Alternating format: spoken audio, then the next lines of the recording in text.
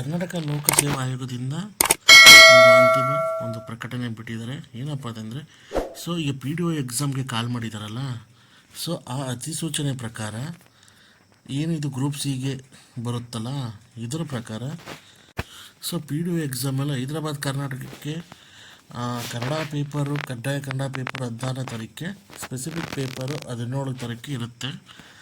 So ಈಗೇನಪ್ಪ ಅಂದರೆ, ಅದೇ ಥರ ನಾನು ಹೈದರಾಬಾದ್ ಕರ್ನಾಟಕದವ್ರಿಗೆ ಡಿಸೆಂಬರ್ 7ನೇ ತಾರೀಕು ಕನ್ನಡ ಕಡ್ಡಾಯ ಎಕ್ಸಾಮ್ ಇರುತ್ತೆ. ಮತ್ತು 8/12/2024 8ನೇ ತಾರೀಕಂದು ಸ್ಪೆಸಿಫಿಕ್ ಪೇಪರ್ ಇರುತ್ತೆ.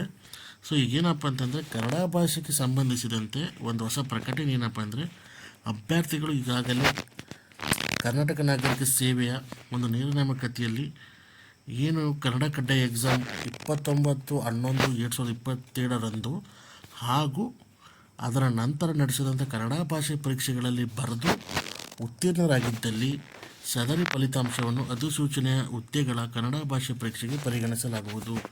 ಅಂದರೆ ಆಲ್ರೆಡಿ ನೀವು ಕನ್ನಡ ಎಕ್ಸಾಮ್ ಪಾಸಾಗಿದ್ದರೆ ಆ ಫಲಿತಾಂಶವನ್ನೇ ನಾವು ಈ ಕನ್ನಡ ಕಡ್ಡಾಯ ಭಾಷೆಗೆ ಅಂದರೆ ಪಿ ಡಿ ಒಗೂ ಕೂಡ ನಾವು ಪರಿಗಣಿಸ್ತೇವೆ. ಫಲಿತಾಂಶವನ್ನು ಬರೆಯೋ ಅವಶ್ಯಕತೆ ಇಲ್ಲ ಅಂತ KPC ಕಡೆಯಿಂದ ಅಫಿಷಿಯಲಾಗಿ ಅನೌನ್ಸ್ ಆಗಿದೆ.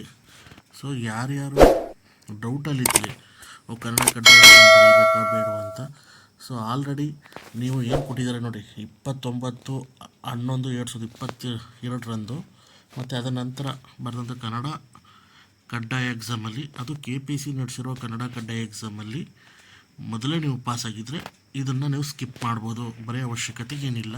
14ನೇ ತಾರೀಕೊಂದು KPC ಸ್ಪಷ್ಟಪಡಿಸಿದೆ. ಸೊ ಏನೇ ಡೌಟ್ಸ್ ಇದ್ದರೂ ಕಮೆಂಟಲ್ಲಿ ತಿಳಿಸಿ. ಸೊ ಇದೇ ಥರ ಹೆಚ್ಚಿನ ಮಾಹಿತಿಗಳಿಗೋಸ್ಕರ ನಮ್ಮ ಚಾನಲ್ನ ಸಬ್ಸ್ಕ್ರೈಬ್ ಮಾಡಿ.